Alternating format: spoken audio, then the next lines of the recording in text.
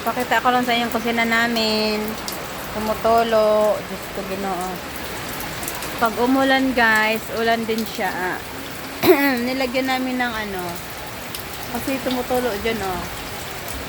Tumutulo dyan. Kaya nilagyan namin ng insulator. Kasi may tira pa kami insulator. Ginamit namin sa kusina. Kaya inilagyan namin dyan. Kaya tingnan mo yung ano. Ayan. Yung ulan. Oh. Yan o.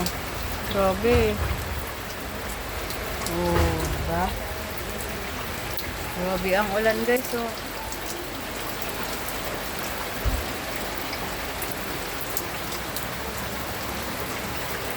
Tumutulo siya. Diyos ko.